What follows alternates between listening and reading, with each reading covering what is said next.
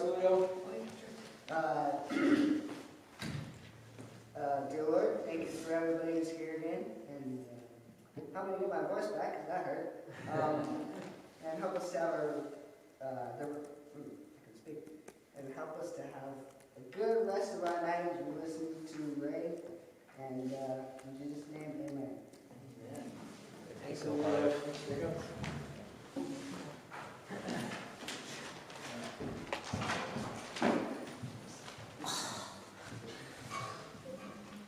Tanks from going through when we set off on a personnel line.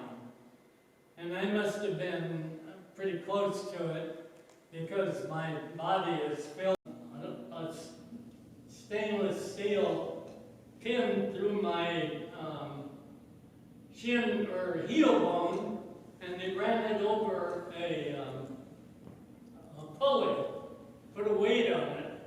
And they kept that weight on for months so that my leg would not shorten. So I was in the hospital 3 months in England and 9 months here in the United States. So I'm thoroughly convinced that God was with me. Any questions about that particular one?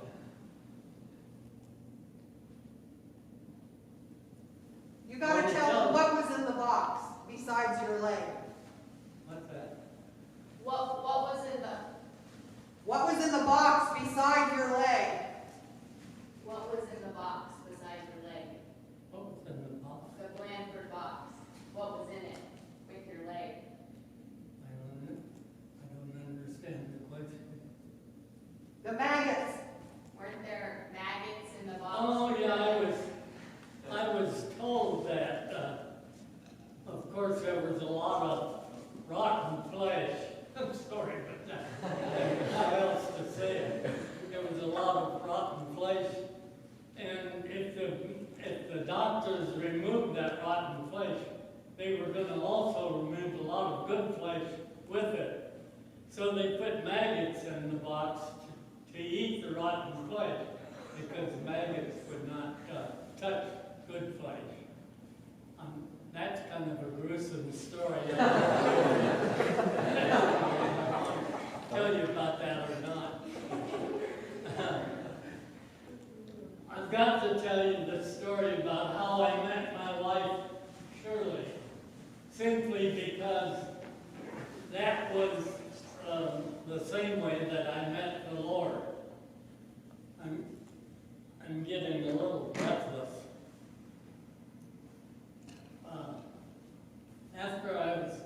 After I was in Barnes Hospital for 9 months, the war was over, and they sent me to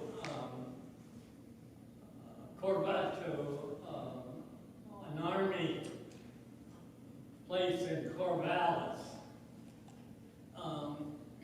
My mom had a 33 Ford, and I used that to go back and forth on weekends. One weekend, I was headed back about midnight, and I ran off of the road just this side of Oregon City.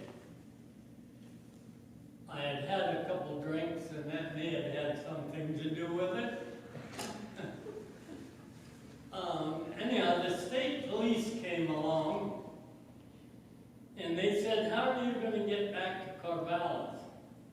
I said, "I'll hitchhike. You'll never get a ride after midnight." So they said, "Why don't we call Barnes Hospital and have them send an ambulance for you?" So they did that. That was Sunday night. Monday morning, Shirley's picture.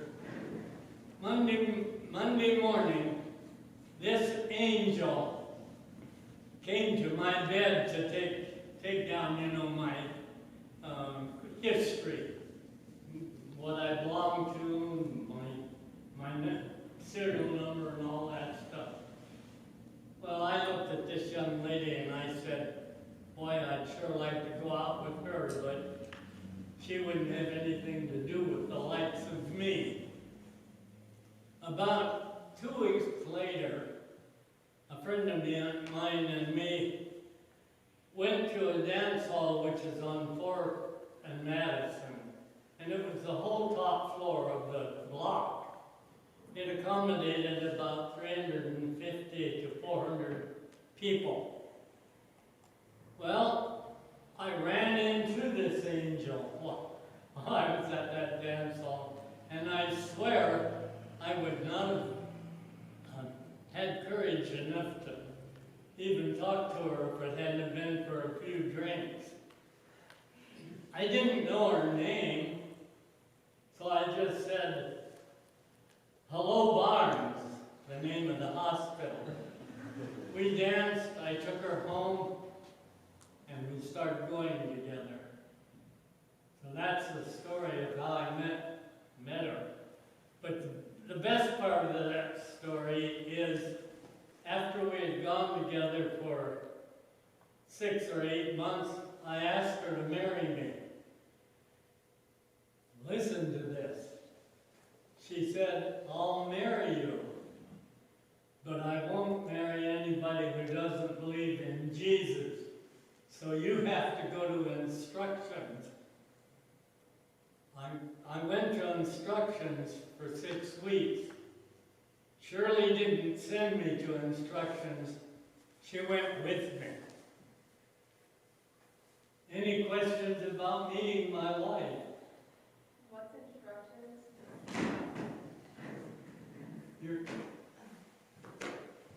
She wants to know what instructions is.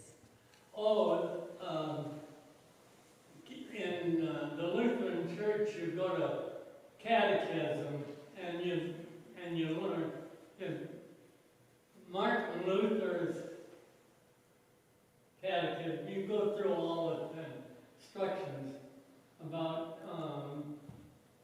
all the fundamentals of religion, about Jesus and about Jesus' birth and about his death and all of those things.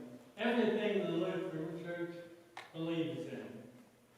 That would be equivalent to your what here? What kind of instructions do you take here before you're baptized or before you're confirmed? Tell us, Olivia. It'd probably be similar to like Sunday school in some ways, like more in-depth, personal. No, it's more than Sunday school, because it was Shirley and me and the pastor for an hour of instructions for 6 weeks in a row. So similar to premarital counseling, but Not to be married. So anyhow, it was a way of introducing me to Jesus. And of course, from there on out, we went to church and I was involved completely. Caleb, how are we doing? Doing good. Keep going. You want to hear any more? Oh, yeah. Oh, I guess I didn't tell you at first. Did I tell them that I listed 10? Oh, I did. Oh, I think my education might be interesting. When I went to elementary school, the first 8 years, I was put back twice. No, not a very good student, was I? I was immature, I was small. Anyhow, I was put back twice in elementary school. Then I went to high school. And the first year, I think I passed art and gym. And that was my last year. I didn't go to high school anymore. So after Shirley and I were married, she said, "You're not very good at English," because I'd written her a few letters. So she said, "You need to go to night school, and then after you go to night school, you can take your GED test and get I got my high school diploma. Then she said to me, you need to go out to Lewis and Clark and register. And I thought, this woman is crazy. You know, but I didn't want to disappoint her. I still felt that I was not worthy of her at all. I probably never will be. Anyhow, I went out to Lewis and Clark, and the registrar went over all of my schooling and all that, and he said, son, I can't let you register, you'll never make it. And I argued and I argued. And he said, you know, only the top 10% of the high school people come to Lewis and Clark. It's the cream of the crop. You'll never make it, son. And I argued. I didn't want to go back home and tell Shirley I wasn't accepted. So I sat. He couldn't move me from the seat. He finally said, I'll tell you what I'll do. He said, I'll sign you up for 9 courses. 9 credits. Thank you. Who did that? I'll sign you up for 9 credits in summer school.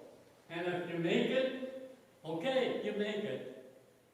Well, I graduated in the early part of 1950 with my BA degree, and the latter part of 1950 with my master's degree from Lewis and Clark College. You tell me that God was not instrumental in that one. But I want to tell you this. God made it possible for me to go to Lewis and Clark. He did not do the work.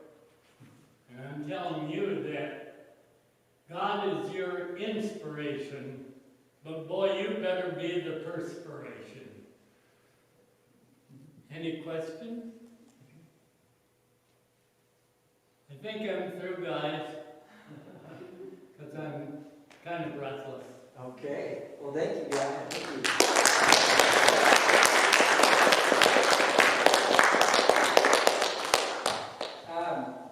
Can I just ask one question? Sure. At the time when you were going through your life and those things happened, did you realize that that was God? Or is that something later in life That was something. In fact, it was way later in life when I started thinking about, God said so many times, I'm going to be with you. I will guide you. I will, you all know probably more than I do how many times it says in the Bible that I'm with you.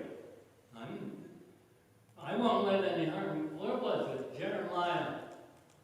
29:11. I wrote down some of these to bring to you, and then I left them home. But Jeremiah said something like this. I have a plan for you. A plan not to harm you and to make you successful. How could you be any more clearer than that God's going to be with you? And I've listed 10 major things in my life. I know there are more than that I haven't been able to come up with.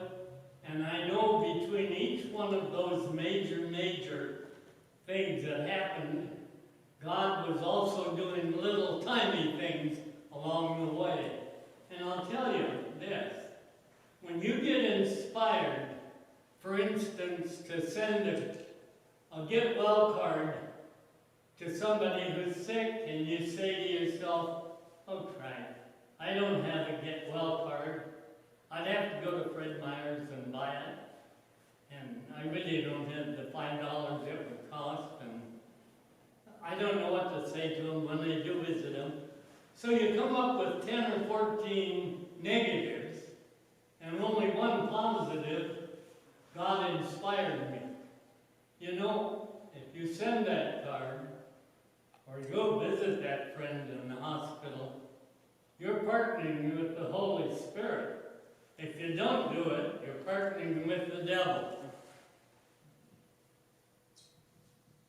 And you will have many, many times when you will be inspired by God.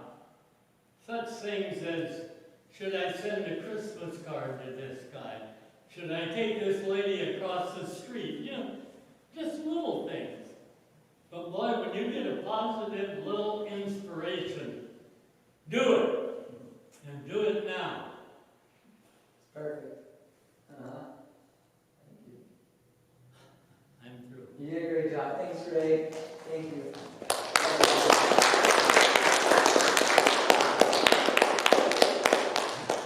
Oh, incidentally, this is the first time I've been able to share my life story with God, except in my family. And I don't have long left, so I'm glad I got to do it.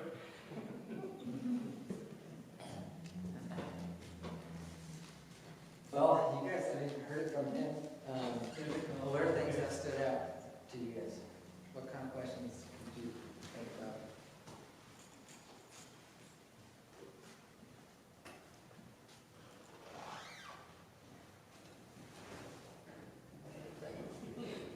I'll let you guys keep thinking about it. But I think what I'm hearing Ray say a lot is, I mean, just in the card kind of stuff, just how simple following Christ can be sometimes. Like, the thought that came to mind was like, we don't have to be like Billy Graham, or we don't have to be somebody big and famous.